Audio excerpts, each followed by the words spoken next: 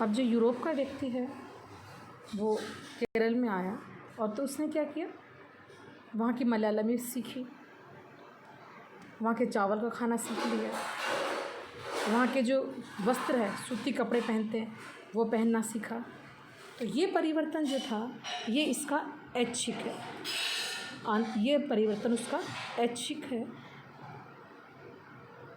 ये परिवर्तन बाह्य है, बाहर उसको बाहरी रूप से में दिखाई दे रहा है, ये उसके कंट्रोल में था, इसलिए ये ऐच्छिक है। मतलब मनुष्य के बाहर उसके अंदर जो परिवर्तन हो रहा है वो बाह्य अनुकूलन है, और अंदर से जिस पर उसका कोई नियंत्रण नहीं है वो आंतरिक अनुकूलन या एडेप्टेशन कहलाएगा। अब अपन आते हैं परिवर्तन या मॉडिफिकेशन।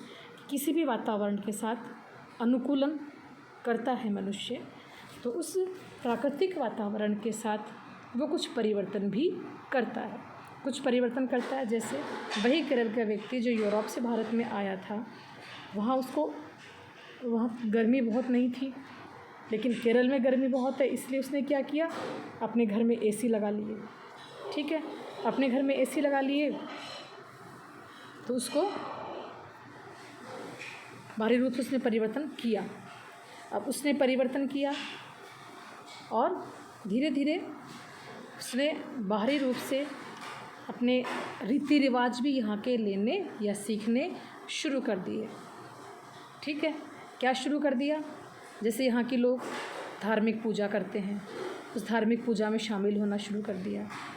ठीक, ये सांस्कृतिक परिवर्तन हो गया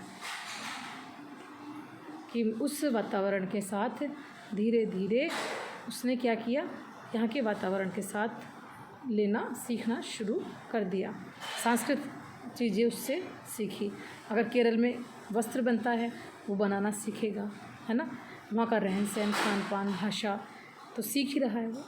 साथ में वो क्या करेंगे, ये सांस्कृतिक वातावरण साथ मिल कर के अपने प्राकृतिक वातावरण में भी परिवर्तन लाने की कोशिश करते हैं। जैसे मिट्टियाँ हैं, मिट्टियों में उर्वरता बढ़ाने के लिए क्या करेंगे, उसमें खाद का प्रयोग करेंगे, सिंचाई का प्रयोग करेंगे, पहाड़ों पे सीढ़ीदार खेती करेंगे, है ना। तो हमने क्या किया, प्रकृति को हमने छोड़ा नहीं, प्रकृति के साथ हमने परिवर्तन, प्रकृति के अंदर ही हमने परिवर्तन किया। नदी है, नदी में हमने बांध बना दिए, नदी के पानी को रोक लिया, है ना, ब्रिज बना दिए, जगह जगह उस पानी को हमने कृषि के रूप में पानी के पीने के लिए प्रयोग में लेने लगे।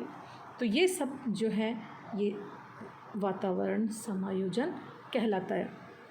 जैसे कि साइबेरिया में रहने वाले, साइबेरिया से और उत्तर जाते हैं अपन, बहुत ठंडे स्थानों पर रहने वाले जो लोग होते हैं जहाँ बर्फ़ रहती है, वहाँ के लोग किस प्रकार से एडजस्ट करते हैं, बर्फ़ के मकान बनाते हैं, बर्फ़ के घरों के अंदर वहाँ पर एक रेंडियर, एक जैसे आज हिरन होता है वैसा रेंडियर होता है, उसकी जो स्किन होती है उसको अंदर की तरफ उसकी वो बल लगाते हैं, उसकी चर्बी से वो वहाँ के उस घर के अंदर उजाला करते हैं, है ना।